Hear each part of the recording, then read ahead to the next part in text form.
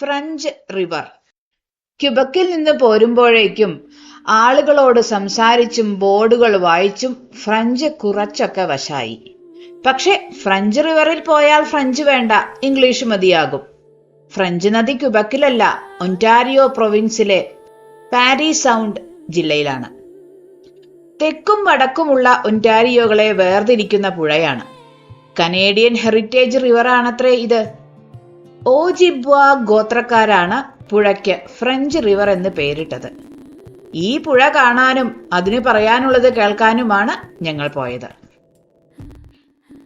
17-ാം നൂറ്റാണ്ടിൽ ഫ്രഞ്ചുകാർ saint Lawrence നദിയിലൂടെ മാത്രമല്ല ഈ പുഴയും കടന്ന് കാനഡയിൽ എത്തിയിട്ടുണ്ടെന്നാണ് ചരിത്രം പറയുന്നത്. നമ്മുടെ നാട്ടിൽ നിന്ന് പല വ്യഞ്ജനങ്ങൾ കൊണ്ടുപോയിരുന്നത് പോലെ ഇവിടെ പ്രധാനമായും രോമക്കച്ചവടമാണ് നടന്നത്. അതിനുവേണ്ടി മൃഗങ്ങളെ വേട്ടയാടി പിടിച്ചിട്ടുണ്ടാകും. ഈ പുഴ ചെന്നു ചേരുന്നത് ശാന്തസമുദ്രത്തിലേക്കാണ്. അതുകൊണ്ടാവണം പുഴ അന്വേഷകന്മാരുടെയും മിഷണറിമാരുടെയും പ്രധാന ഗതാഗത മാർഗമായത്. അന്നൊക്കെ ജലമാർഗമുള്ള യാത്രകളായിരുന്നല്ലോ കൂടുതലും. 19-ാം നൂറ്റാണ്ട് വരെ ബിർച്ച് മരം കൊണ്ടുണ്ടാക്കിയ തോണികൾ സ്ഥിരമായി പുഴയിലൂടെ പോയിരുന്നുത്രേ. 36 അടി നീളമുള്ള ഈ തോണികളിൽ 3 ടൺ സാധനങ്ങൾ അങ്ങോട്ടും ഇങ്ങോട്ടും കടത്തിയിരുന്നു. മീൻ പിടിക്കാൻ പറ്റിയ പുഴയാണ്. പലതരം മീനുകൾ ഈ പുഴയിലുണ്ടെന്നാണ് മീൻ പിടിച്ചവർ പറയുന്നത്. പുഴക്കരയിലെ മരങ്ങൾക്കിടയിൽ ഒളിഞ്ഞിരിക്കുന്നൊരു ചെറിയ മ്യൂസിയമുണ്ട്. ഈ മ്യൂസിയത്തിലെ പ്രത്യേകത പുഴയുടെ ചരിത്രം നമുക്ക് കേൾക്കാം എന്നുള്ളതാണ്. വോയിസസ് ഓഫ് ദി റിവർ എന്ന് പ്രദർശിപ്പിച്ചിരിക്കുന്നതിന് അവാർഡും കിട്ടിയിട്ടുണ്ട്. 16-ാം നൂറ്റാണ്ട് മുതൽ ഇവിടെ വന്നതും പോയതുമായ ജനങ്ങൾ ഉപയോഗിച്ചിരുന്ന വസ്തുവകകൾ കാണുകയും അവയെക്കുറിച്ച് പറയുന്നത് കേൾക്കുകയും ചെയ്യാം. ഒരിക്കൽ കേട്ട് മനസ്സിലായില്ലെങ്കിൽ ആവർത്തിച്ച് കേൾക്കാം. ഇംഗ്ലീഷിലും ഫ്രഞ്ചിലും ചരിത്രകാരന്മാരും ഫസ്റ്റ് നേഷൻസും പറയുന്നതിൽ നിന്ന് കുറേ കാര്യങ്ങളുണ്ട് പഠിക്കാൻ. എത്ര ബുദ്ധിമുട്ടിയിട്ടാണ് അവർ ഓരോ ദിവസവും കഴിച്ചുകൂട്ടിയിട്ടുണ്ടാവുക. പുഴയ്ക്ക് 50 അടിക്ക് മുകളിലായി ഒരു തൂക്കുപാലമുണ്ട്. കാനഡയിലെ ഏറ്റവും വലിയ സ്നോ മൊബൈൽ ബ്രിഡ്ജാണ്. അതിലൂടെ നടക്കുമ്പോൾ പാലം ഇളക്കാതെ നടക്കണമെന്ന് ഉമ്മ പ്രത്യേകം എന്നെയും ചക്കരയെയും ഓർമ്മിപ്പിച്ചു. വേനൽക്കാലമായതിനാൽ പാലവും പുഴയും കാണാൻ നിൽക്കുന്ന പ്രായമായവർക്ക് ചിലപ്പോൾ പാലം ഇളകിയാൽ പ്രയാസമുണ്ടാവുമെന്ന് ഉമ്മ പറഞ്ഞു. അതുകൊണ്ട് തുള്ളിക്കളിച്ച് ചക്കര ഓടിയില്ല. മഞ്ഞുകാലത്ത് ഇവിടെ സ്നോ മൊബൈൽ വിനോദത്തിന് വരുന്നവരുടെ തിരക്കാണ്. പുഴയും പാലവും മഞ്ഞിൽ മുങ്ങിയിരിക്കുകയല്ലേ. ഐസിന് മുകളിലൂടെ വാട്ടർ സ്കൂട്ടർ പോലെയുള്ള സ്നോ മൊബൈൽ ഓടിച്ചു പോകാൻ നല്ല രസമായിരിക്കും. ഐസ് നന്നായി ഉറച്ചിരിക്കണമെന്ന് ഉറപ്പുവരുത്തണം.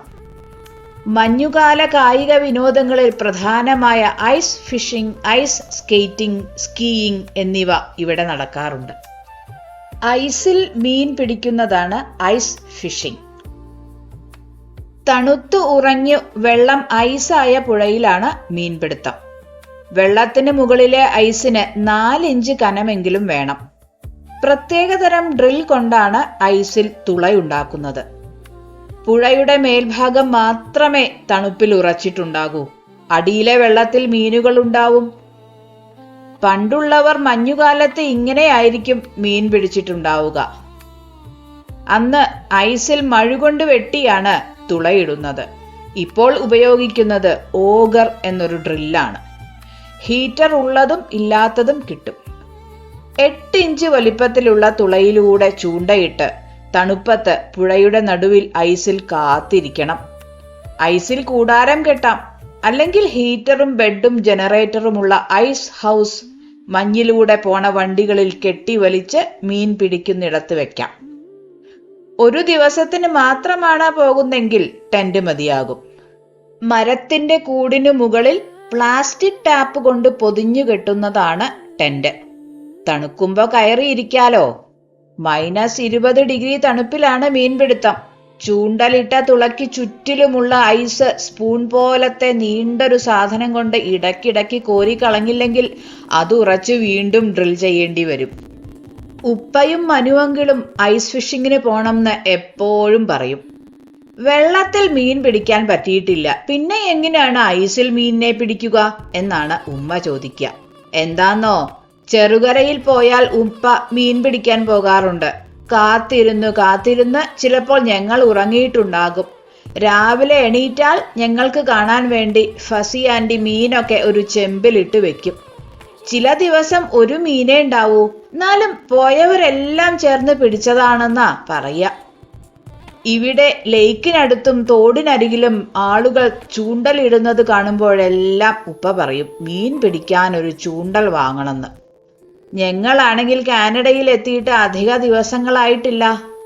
ഒരു ദിവസം രാവിലെ ഉപ്പ പുറത്തു പോയി വരുമ്പോൾ ചൂണ്ടലും വാങ്ങിയിട്ടാണ് വന്നത്. വൈകുന്നേരം ചൂണ്ടലും മീൻ കിട്ടിയാൽ ഇടേണ്ട ഐസ് പെട്ടിയുമൊക്കെ എടുത്ത് ഞങ്ങൾ വീടിനടുത്തുള്ള തടാകക്കരയിലെത്തി. കുറേ ആളുകൾ മീൻ പിടിക്കുന്നുണ്ട്. ഉപ്പയും ഞങ്ങളും കൂടെ ചൂണ്ടലൊക്കെ ശരിയാക്കി ഇരയിട്ട് കാത്തിരിക്കാൻ തുടങ്ങി. തൊട്ടടുത്ത് മീൻ പിടിക്കുന്നവർക്ക് ഒരു പാത്രം നിറയെ മീൻ കിട്ടിയിട്ടുണ്ട്. കുറേ സമയമായിട്ടും ഞങ്ങളുടെ ചൂണ്ടയിൽ ഒരു മീൻ പോലും കൊത്തുന്നില്ല. മറ്റുള്ളവർക്കൊക്കെ മീൻ കിട്ടുന്നുമുണ്ട്. മീൻ കിട്ടാതെ ആയപ്പോൾ ഞങ്ങൾക്കും മതിയായി. തണുത്ത കാറ്റ് വീശാൻ തുടങ്ങിയപ്പോൾ മീൻപിടുത്തം അവസാനിപ്പിച്ചു. കൊണ്ടുപോയ സാധനങ്ങൾ അടുക്കി പെറുക്കി തിരിച്ചു പോരാൻ തുടങ്ങിയപ്പോൾ ഞങ്ങളുടെ അടുത്ത് നിന്ന് മീൻ പിടിച്ചിരുന്നവർ അവർക്ക് കിട്ടിയ മുഴുവനും മീനും ഞങ്ങൾക്ക് കൊണ്ടുവന്നു തന്നു. മീൻ കിട്ടാത്തതിൽ കുട്ടികൾ വിഷമിക്കേണ്ട എന്നാണ് അവര് ഉമ്മാനോട് പറഞ്ഞത്. അങ്ങനെ പിടിക്കാതെ കിട്ടിയ മീനുമായി വീട്ടിലെത്തി ചോറിന് മീൻ പൊരിച്ചതും കൂട്ടി കഴിച്ചു.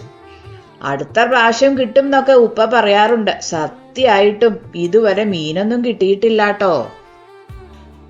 ഉപ്പ മീൻ പിടിച്ച കഥ പറഞ്ഞതിനിടയ്ക്ക് ഫ്രഞ്ച് പുഴയിലെ തൂക്കുപാലത്തിനെ കുറിച്ചൊരു കാര്യം പറയാൻ വിട്ടുപോയി. ഈ പാലവും പുഴയും അതിനടുത്തുള്ള വനപ്രദേശവും സംരക്ഷിക്കുന്നത് ഒരു കൂട്ടം വളണ്ടിയർമാരാണ്. സർക്കാർ ഫണ്ടിനൊന്നും കാത്തു നിൽക്കാതെ സമയാസമയങ്ങളിൽ ഇവർ തന്നെ അറ്റകുറ്റപ്പണികൾ നടത്തും.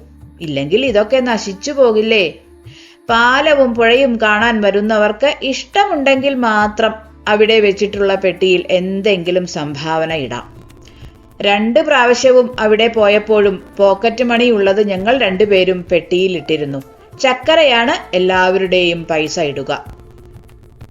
പെട്ടിയുടെ അടുത്ത് ചെവി ചേർത്ത് പിടിച്ചു നിന്നിട്ടാണ് പൈസ ഇടുന്നത്. ചില്ലറ വീഴുമ്പോഴുള്ള ശബ്ദം കേൾക്കാനാണത്രേ.